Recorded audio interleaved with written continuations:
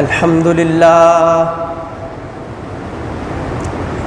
لله نحمده ونستعينه ونستغفره ونؤمن به ونتوكل عليه ونعوذ بالله من شرور أنفسنا ومن سيئات أعمالنا من يهده الله فلا مضل له ومن يضلله فلا هادي له ونشهد أن لا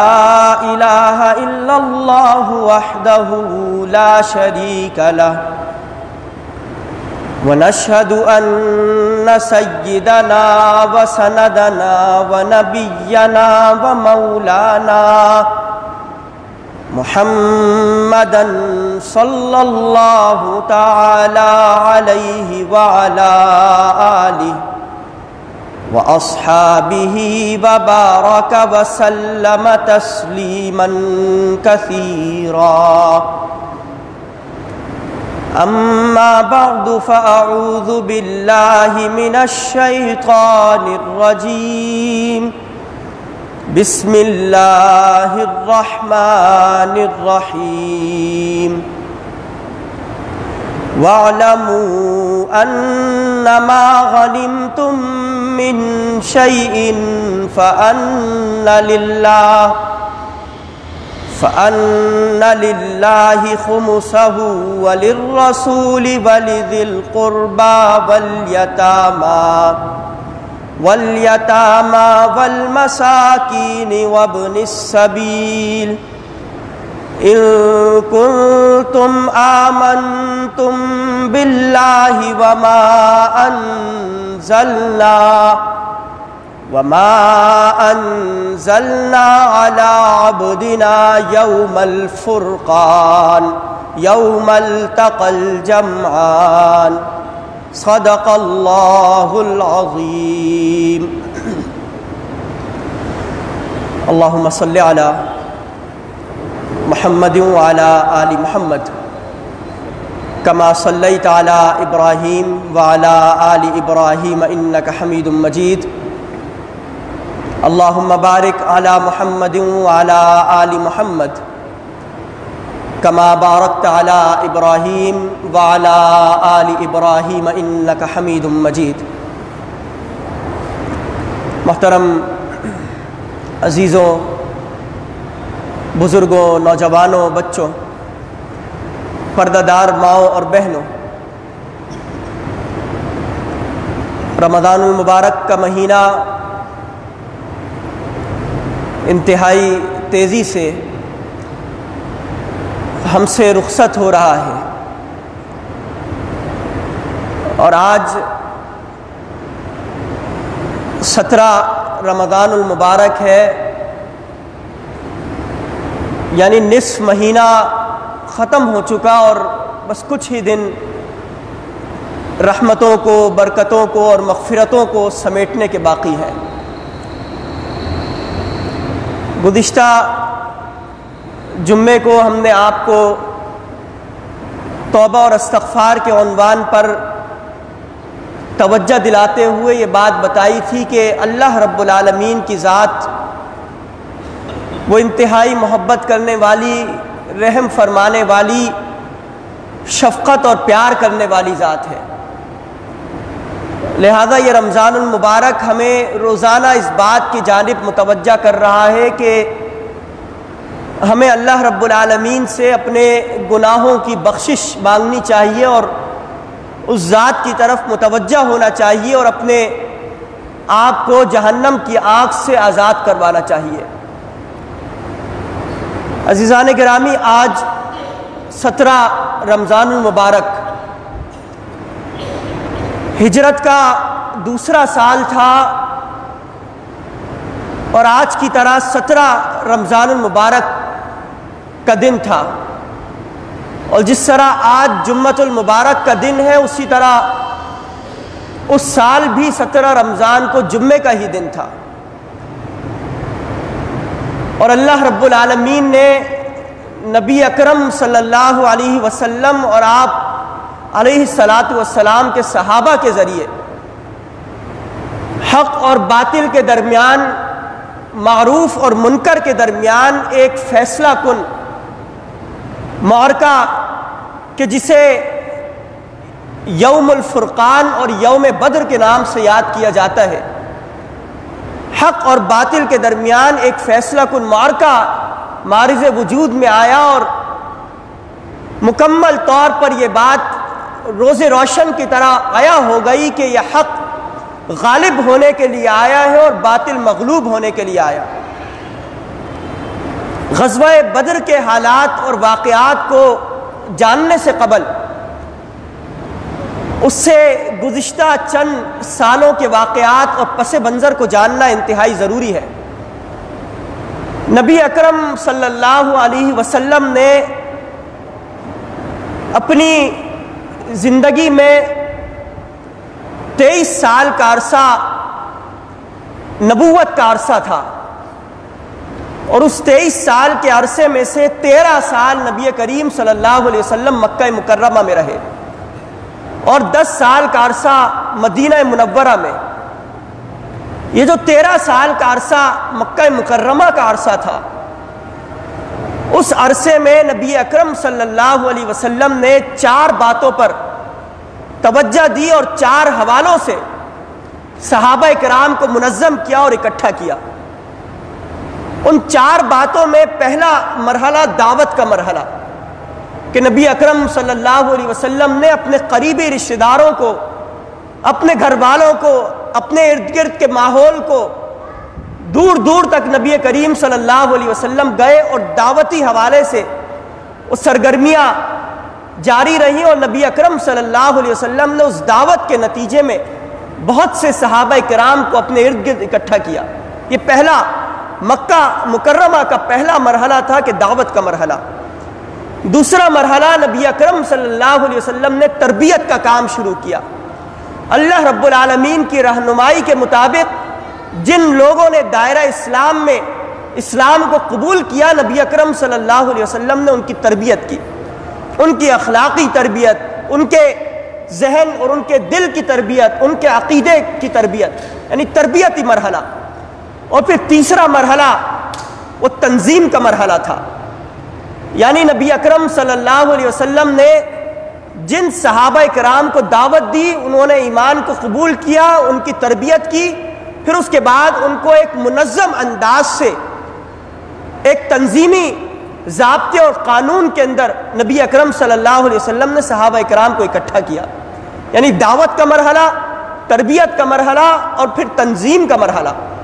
اور پھر مکہ میں جو چوتھا اور آخری مرحلہ تھا وہ صبر محض کا مرحلہ تھا،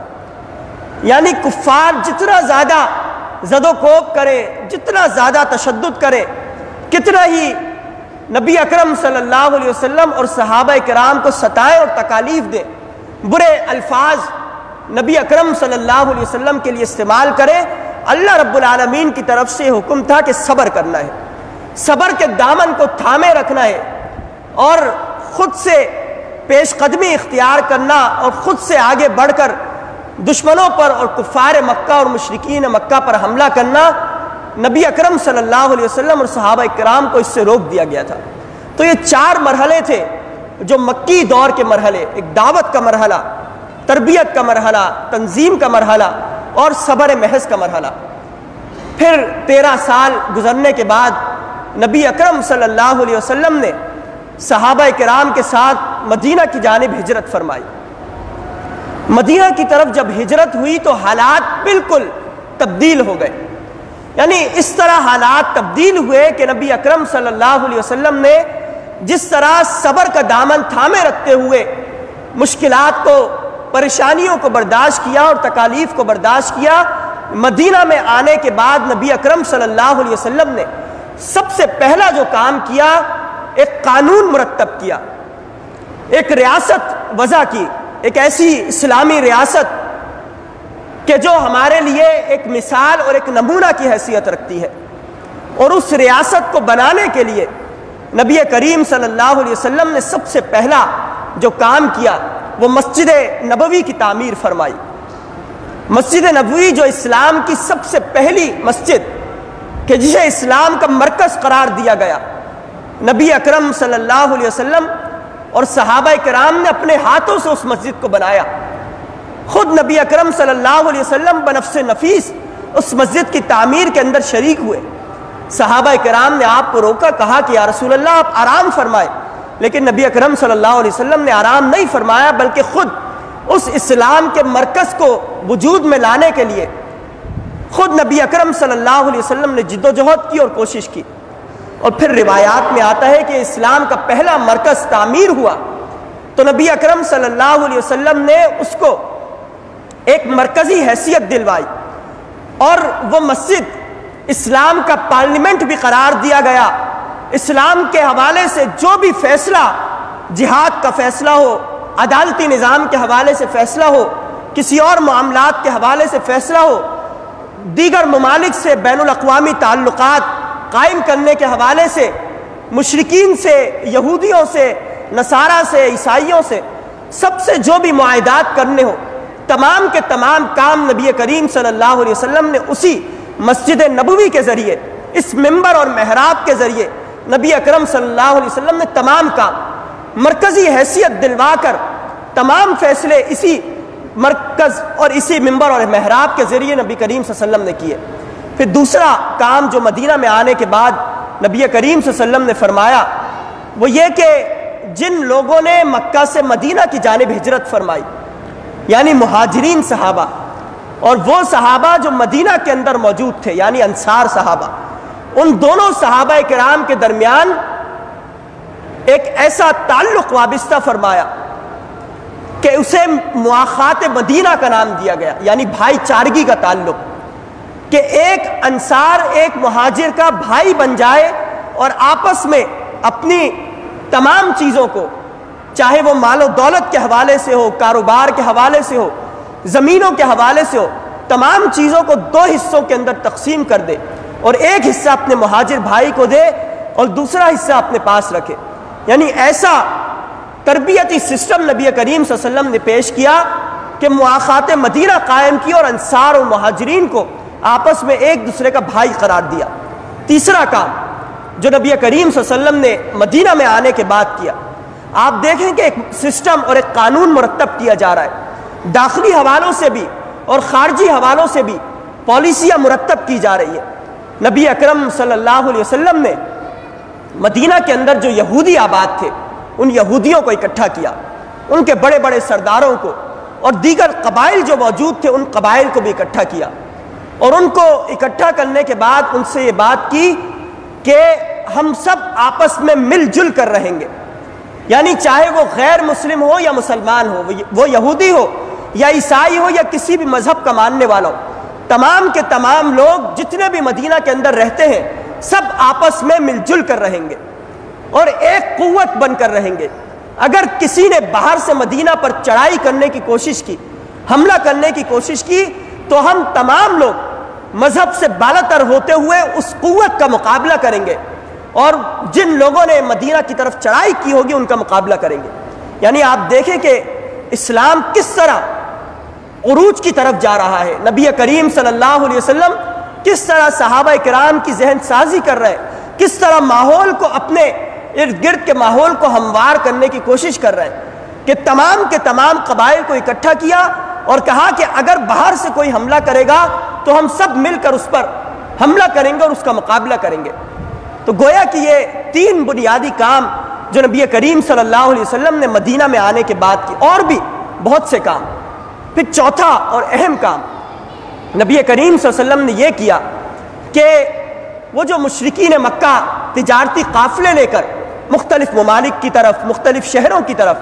شام کی طرف جاتے تھے، یمن کی طرف جاتے تھے اور دیگر علاقوں کی طرف، تو نبی کریم صلی اللہ علیہ وسلم نے صحابہ کرام کی چھوٹی چھوٹی سی ٹولیاں بنائی اور چھاپا مار دستے تیار کیے اور کہا کہ جیسے ہی مکہ سے مشرکین مکہ کا کوئی تجارتی قافلہ یمن کی طرف یا شام کی طرف یا کسی اور علاقے کی طرف جائے تو چھاپا مار کارروائی کی جائے اور اس پر حملہ کیا جائے اور ان کا مال لے لیا جائے۔ تو نبی کریم صلی اللہ علیہ وسلم نے پہلی ہجری میں، ہجرت کے پہلے سال میں 8 روایات میں 8 کی تعداد آتی ہے کہ 8 چھاپہ مار کارروائیاں نبی کریم صلی اللہ علیہ وسلم نے صحابہ کرام کے ذریعے فرمائی، جن میں سے 4 میں خود نبی کریم صلی اللہ علیہ وسلم بنفس نفیس شریک ہوئے، اور 4 نبی کریم صلی اللہ علیہ وسلم نے صحابہ کرام کو بھیجا اور ان کے ذریعے یہ معاملات ہوئے۔ تو جب یہ 8 کارروائیاں ہوئیں اور مشرکین مکہ نے یہ بھاپ لیا کہ ہمارا کوئی بھی قافلہ جب مکہ سے نکلے گا تو محمد اور اس کے چاہنے والے اور اس کے ارد گرد کے لوگ فوراً اس قافلے کو پر حملہ کر دیں گے، تو انہوں نے بھی تدابیر اختیار کرنے کی کوشش کی۔ اور پھر واقعات میں آتا ہے کہ ابو سفیان جو اس وقت تک مسلمان نہیں ہوا تھا، اس کی سربراہی میں مشرکین مکہ نے شام کی جانب ایک قافلہ روانہ کیا، اور قافلہ اس قدر بڑا قافلہ کہ 40 افراد اس کی حفاظت کے لیے تھے، اور اس قافلے کے پاس انتہائی زیادہ ساز و سامان تھا۔ نبی کریم صلی اللہ علیہ وسلم نے مدینہ میں جو جاسوسی کا نظام مرتب کیا تھا وہ انتہائی بہترین نظام، اس نظام کے ذریعے نبی کریم صلی اللہ علیہ وسلم کو پتہ چلا کہ ابو سفیان 40 افراد کو لے کر اور ایک بڑا لشکر لے کر مکہ سے مدینہ کی جانب اور دیگر علاقوں کی جانب جا رہا ہے۔ تو نبی کریم صلی اللہ علیہ وسلم نے صحابہ کرام کو بھیجا کہ اس قافلے پر حملہ کیا جائے اور اس کے سامان کو اخذ کر لیا جائے۔ تو صحابہ کرام گئے، لیکن ابو سفیان نے جس طرح حکمت عملی تیار کی، اس حکمت عملی کے نتیجے میں وہ قافلہ حفاظت سے شام کی جانب پہنچ گیا۔ نبی کریم صلی اللہ علیہ وسلم نے جب دیکھا کہ قافلہ بحفاظت شام پہنچ گیا تو آپ علیہ الصلاۃ والسلام نے اس قافلے پر حملہ کرنے کے لیے صحابہ کرام کو جمع کیا، اور صحابہ کرام کو جمع کر کے کہا کہ ہمیں ایک قافلے پر حملہ کرنا ہے۔ اس قافلے کے پاس انتہائی زیادہ ساز و سامان، یعنی آپ دیکھیں کہ اس قافلے کے اندر 100 اونٹ موجود تھے اور تقریباً 40,000 دینار موجود تھے۔ اس قدر زیادہ سونا اور دیگر چیزیں اس قافلے کے اندر موجود تھی، اور حفاظت پر صرف اور صرف 40 افراد معمور۔ تو نبی کریم صلی اللہ علیہ وسلم نے 313 صحابہ کرام کو اکٹھا کیا اور مدینہ سے نکل پڑے کہ اس قافلے کے اوپر حملہ کریں گے جب وہ قافلہ شام سے دوبارہ مکہ کی طرف جائے گا۔ تو ابو سفیان نے اپنے جاسوسوں کے ذریعے یہ بات جان لی کہ محمد الرسول اللہ وہ 313 افراد لے کر قافلے پر حملہ کرنے کے لیے نکلا ہے۔ تو جب اسے یہ بات پتہ چلی تو اس نے ایک اپنے قاصد کو مکہ کی جانب روانہ کیا، اور قاصد کو یہ پیغام دیا کہ مکہ میں جاؤ اور لوگوں کو اکٹھا کرو کہ محمد وہ تمہارے قافلے پر اور تمہارے ساز و سامان پر حملہ کر رہا ہے۔ یعنی ابھی نبی کریم صلی اللہ علیہ وسلم نے حملہ نہیں کیا تھا، تو ابو سفیان نے وہ ایک قاصد مکہ کی جانب بھیج دیا۔ وہ قاصد اپنی اونٹنی کو لے کر فوراً مکہ پہنچا اور اونٹنی کے کان کو چیرا۔ یعنی ان کا عرب کا ایک دستور تھا کہ جب بھی کوئی نازک صورتحال پیش آتی تو اونٹ کے کان کو چیر دیا کرتے تھے اور اپنے کپڑوں کو چاک کر دیا کرتے اور پھاڑ دیتے اور انتہائی چیخ و پکار کرتے۔ تو اس شخص نے بھی، زمزم اس شخص کا نام تھا، ذات سے زمزم، تو اس شخص نے اپنے دامن کو پھاڑا اور چیرا اور اونٹ کے کان کو بھی چیرا اور کہا کہ قریش کے لوگوں، اے مکہ کے لوگوں، محمد تمہارے قافلے پر حملہ کر رہا ہے۔ اگر محمد نے تمہارے قافلے پر حملہ کر لیا اور کامیاب ہو گیا اور اس کے پاس تمام ساز و سامان پہنچ گیا تو تم شکست سے دوچار ہو جاؤ گے۔ تو مشرکین مکہ کے بڑے بڑے سردار جمع ہوئے، ان میں سب سے بڑا سردار، سب سے بڑا کافر ابو جہل وہ بھی شریک تھا، اور اس نے تمام مکہ کے لوگوں کو اکٹھا کیا اور کہا کہ ہم ایک لشکر مرتب کریں گے اور جا کر محمد سے لڑائی کریں گے۔ تو ابو جہل نے 13,000 پر مشتمل ایک لشکر تیار کیا، اور پھر روایات میں آتا ہے کہ 13,000 میں سے 300 افراد، 1300 میں سے 300 افراد وہ بعد میں کسی اختلاف کی بنا پر الگ ہو گئے، اور پھر صرف 1,000 افراد وہ مقابلے کے لیے تیار رہے۔ تو 1,000 افراد کا لشکر لے کر ابو جہل نکلا، اور اس 1,000 کے لشکر کے پاس آپ دیکھیں کہ کس قدر ساز و سامان موجود تھا۔ یعنی اونٹ اس قدر زیادہ اونٹ کہ وہ روزانہ کی بنیاد پر ایک دن 9 اونٹ اور ایک دن 10 اونٹ ذبح کیا کرتے، یعنی اس قدر زیادہ اونٹ کی فراوانی ان کے پاس موجود تھی، اور 200 اور 300 سے زیادہ ان کے پاس گھوڑے موجود، کئی گنا زیادہ مقدار کے اندر تلواریں اور زرہیں موجود تھی۔ لیکن دوسری طرف مسلمانوں کا جو حال تھا، نبی کریم صلی اللہ علیہ وسلم کا جو قافلہ تھا، صرف 2 گھوڑے اس قافلے کے اندر موجود تھے اور 70 اونٹ اس قافلے کے اندر موجود تھے۔ ایک ایک اونٹ پر باری باری 4 صحابہ، پہلے ایک صحابی سوار ہوتے، پھر وہ اترتے، پھر دوسرے صحابی، پھر وہ اترتے۔ اس طرح نبی کریم صلی اللہ علیہ وسلم کے پاس جو اونٹ موجود تھا اس پہ بھی آپ علیہ الصلوۃ والسلام سوار ہوتے، پھر دوسرے صحابی، پھر تیسرے صحابی، یعنی صرف 70 اونٹ، 2 گھوڑے اور چند تلواریں، باقی لکڑیاں اور دیگر ساز و سامان لے کر وہ قافلہ نکلا تھا۔ یعنی قوت ایک طرف تعداد میں بھی زیادہ 1000 افراد کا لشکر ہے، ہزاروں ان کے پاس ساز و سامان کی قوتیں موجود ہیں، اور دوسری طرف صرف 2 گھوڑے اور چند تلواریں اور چند زرہیں موجود۔ نبی اکرم صلی اللہ علیہ وسلم نے ابو سفیان کے تجارتی قافلے کی طرف رخ کیا تو ابو سفیان نے حکمت عملی اختیار کی اور کسی اور راستے کو اختیار کرتے ہوئے مکہ کی طرف پہنچ گیا،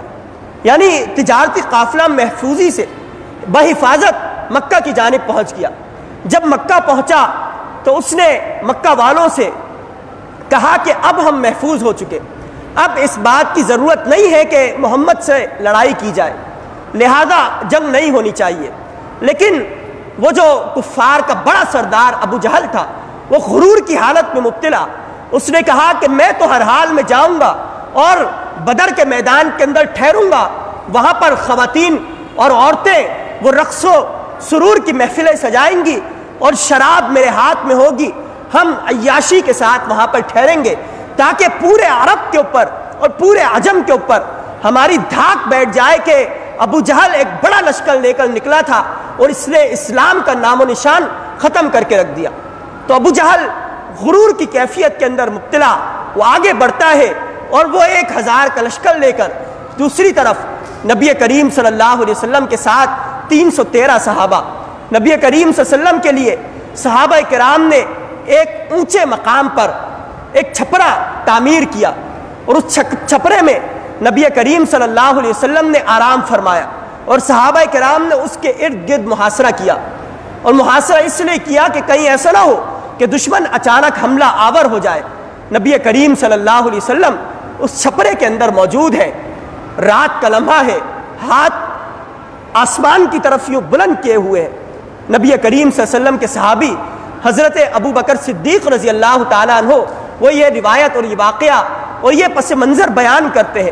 کہ نبی کریم صلی اللہ علیہ وسلم کے کندھے کے اوپر ایک چادر موجود، آپ علیہ الصلوۃ والسلام اس قدر اپنے ہاتھوں کو بلند کیے چلے جا رہے اور اللہ رب العالمین سے انتہائی روتے ہوئے یہ دعا کرتے چلے جا رہے کہ اللہ کل جو معرکہ پیش آنے والا ہے، حق اور باطل کے درمیان معرکہ، کفر اور ایمان کے درمیان معرکہ، معروف اور منکر کے درمیان معرکہ، اے اللہ اگر مسلمانوں کو اس معرکے کے اندر شکست ہو گئی، یہ جو 313 افراد نکلے ہیں اگر ان کو شکست ہو گئی تو تا قیامت تیرے اسلام کا نام لینے والا کوئی باقی نہیں رہے گا، اے اللہ ان کو فتح یاب فرما۔ حضرت ابو بکر صدیق رضی اللہ تعالیٰ عنہ فرماتے ہیں کہ نبی کریم صلی اللہ علیہ وسلم کے ہاتھ اس قدر بلند ہوئے کہ آپ کے کندھے کے اوپر جو چادر تھی وہ گر پڑی، اور پھر میں نے اس چادر کو اٹھا کر آپ کے کندھوں کے اوپر رکھ دیا۔ اگلا دن آیا، 17 رمضان المبارک ہے، صحابہ کرام روزے کی حالت میں ہے، جمعۃ المبارک کا دن ہے، دونوں لشکر آمنے سامنے آتے ہیں۔ نبی کریم صلی اللہ علیہ وسلم جس لشکر کے اندر موجود ہے بہت تھوڑی تعداد، دوسرے لشکر سے 3 بڑے سردار آگے بڑھتے ہیں، ان میں سے ایک سردار عتبہ ہے، دوسرا شیبہ ہے اور تیسرا عتبہ کا بیٹا ولید ہے۔ عتبہ، شیبہ اور ولید یہ تینوں سب سے پہلے آگے بڑھتے ہیں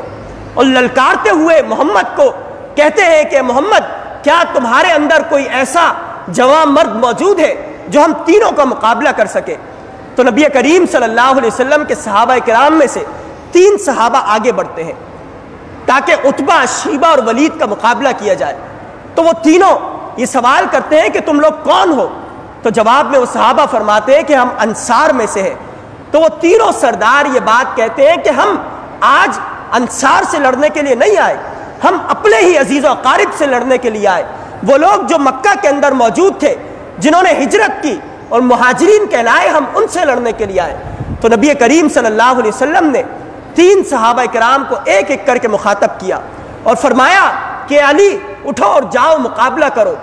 اے حمزہ اپنے چچا کو فرمایا کہ جاؤ اور مقابلہ کرو، اور ابو عبیدہ رضی اللہ عنہ کو فرمایا کہ ابو عبیدہ جاؤ اور مقابلہ کرو۔ تو 3 صحابہ حضرت علی رضی اللہ عنہ، حضرت حمزہ رضی اللہ عنہ اور حضرت عبیدہ رضی اللہ تعالیٰ عنہ نے ان تینوں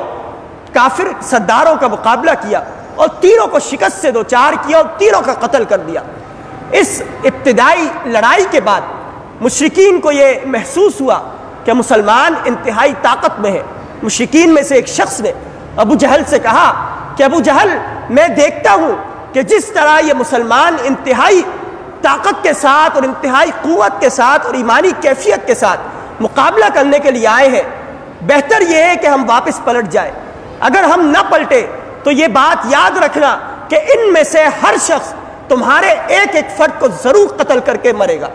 یعنی وہ اس بات پر یقین رکھتا تھا کہ مسلمان جس ایمانی کیفیت کے اندر مبتلا ہے وہ ضرور ہمیں مار کر دم لیں گے۔ تو نبی کریم صلی اللہ علیہ وسلم نے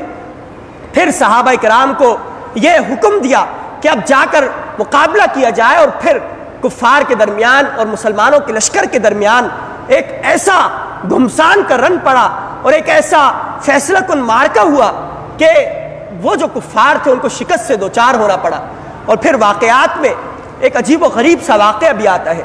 کہ حضرت سعد بن ابی وقاص رضی اللہ تعالی عنہ وہ میدان کے اندر موجود ہیں، اور میدان کے اندر سب سے زیادہ طاقتور شخص وہی مانا جاتا، جنگ کے اندر سب سے زیادہ طاقتور شخص وہی کہلاتا کہ جس کے دائیں جانب اور جس کے بائیں جانب طاقتور لوگ موجود ہوں۔ تو حضرت سعد بن ابی وقاص رضی اللہ تعالیٰ عنہ نے اپنے دائیں جانب دیکھا، دیکھتے ہیں کہ ایک معصوم بچہ ہے، معاذ اس کا نام ہے۔ اپنے بائیں جانب دیکھا تو دوسرا بچہ معوذ اس کا نام ہے، وہ بھی معصوم بچہ ہے۔ تو حضرت سعد رضی اللہ عنہ وہ پریشان ہوئے کہ میرا تو دایاں اور بایاں ہاتھ دونوں کمزور ہے، یہ تو کسی بھی وقت شکست سے دوچار ہو جائیں گے۔ تو ان دونوں بچوں نے حضرت سعد رضی اللہ تعالیٰ عنہ کو مخاطب کیا اور مخاطب کرتے ہوئے کہا، اور اس سے پہلے کا ایک واقعہ میں آپ کے سامنے بیان کروں کہ نبی کریم صلی اللہ علیہ وسلم لشکر ترتیب دے رہے ہیں، صحابہ کرام کو اکٹھا کر رہے ہیں، دیکھتے ہیں کہ صحابہ کرام کے اندر 2 معصوم بچے موجود ہیں جو اپنے پیروں کی انگلیوں کے ذریعے ان کو اچکا کر اپنے قد کو بڑا کرنے کی کوشش کر رہے ہیں، اور یہ ثابت کرنے کی کوشش کر رہے ہیں کہ ہم عمر میں زیادہ اور ہم قد میں زیادہ ہیں۔ اور وہ دونوں یہی بچے، معصوم بچے، حضرت معاذ اور معوذ رضی اللہ تعالیٰ عنہ ہے۔ وہ مقابلے کے اندر اور کفار سے لڑنے کے لیے جس جذبے کے ساتھ آئے، انہوں نے حضرت سعد بن ابی وقاص رضی اللہ تعالیٰ عنہ سے پوچھا کہ چچا، یہ جو ابو جہل ہے، جو اسلام کا سب سے بڑا دشمن ہے، جو نبی کریم صلی اللہ علیہ وسلم کو گالیاں بکتا اور آپ کو برا بھلا کہتا ہے، یہ کون ہے؟ ہمیں بتائیں، ہم جا کر اس کا خاتمہ کرنا چاہتے ہیں۔ تو حضرت سعد رضی اللہ تعالیٰ عنہ کہتے ہیں، میں نے سوچا کہ یہ 2 معصوم بچے یہ کیا کر لیں گے؟ میں نے بتایا کہ وہ جو شخص نظر آ رہا ہے وہ ابو جہل ہے، جو پورے لشکر کو ترتیب دے رہا ہے، اگر لشکر میں کہیں پر کمزوری آئے تو وہاں پر لشکر کو مرتب کر رہا ہے۔ تو وہ دونوں بچے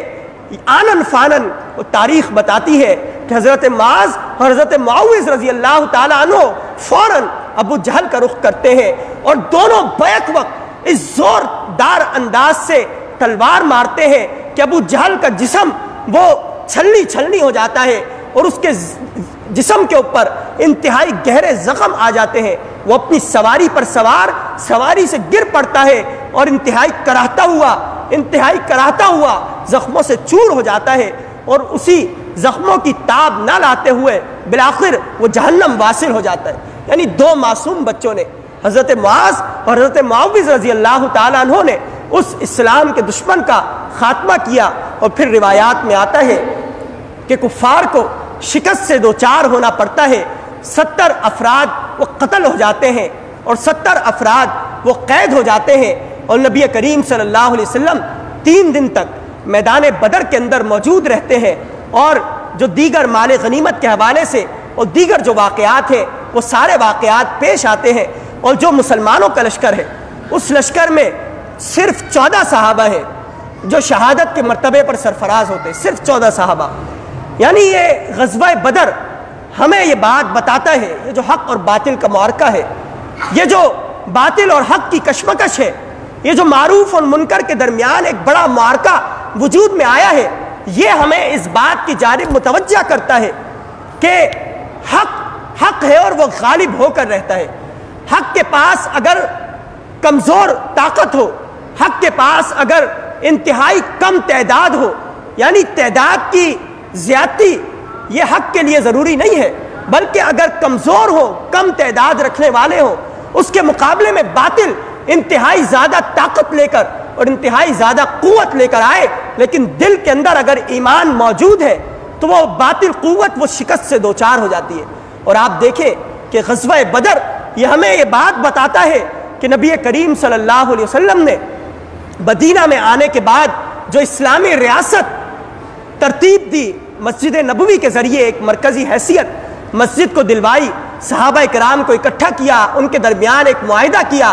دیگر شہروں کے رہنے والوں اور دیگر ممالک کے رہنے والوں میں جو معاہدات کیے، اور پھر یہ غزوہ بدر، یہ سارے واقعات ہمیں یہ بات بتاتے ہیں کہ اسلام یہ ایک مکمل ضابطہ قانون رکھنے والا، ایک مکمل ضابطہ قانون رکھنے والا دین ہے، ایک ایسا دین کہ جسے غلبہ ہر حال میں ملنا ہے۔ وہ جو نبی کریم صلی اللہ علیہ وسلم نے فرمایا کہ اسلام یہ تو بڑھ کر رہے گا اور پھیل کر رہے گا، چاہے کوئی شخص عزت کے ساتھ قبول کرے، چاہے کوئی ذلت کے ساتھ قبول کرے، بالآخر اسلام وہ تمام ادیان باطلہ پر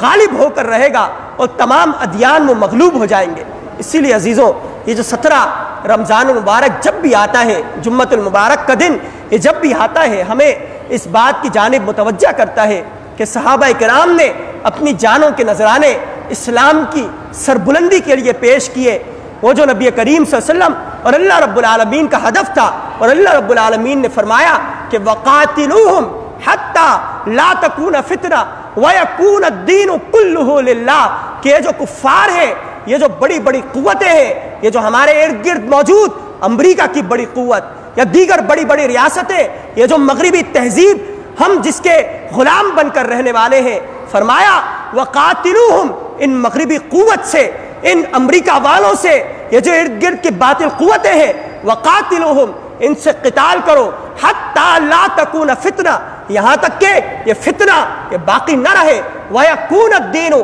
كُلُّهُ لِلَّهِ، اور دین پورا کا پورا اللہ کا دین وہ غالب آ جائے، اور تمام کے تمام دیگر ادیان وہ مغلوب ہو جائے، اور اسلام کی ماتحتی اختیار کر لیں اور اسلام کے تحت رہتے ہوئے اپنی زندگی گزارے۔ میں انہی الفاظ پر اکتفا کرتا ہوں۔ اللہ رب العالمین سے دعا ہے کہ ہمیں دین کی جد و جہد کرنے کی توفیق عطا فرمائے، اقامت دین کا کام کرنے کی توفیق عطا فرمائے، دین کو غالب کرنے کے لیے اپنے مال کو، اپنی جان کو، اپنی اولاد کو اور اپنے تمام گھر بار کو اگر قربان کرنے کی ضرورت پیش آئے تو ہمیں قربان کرنے کی توفیق عطا فرمائے۔ وآخر دعوانا ان الحمدللہ رب العالمین۔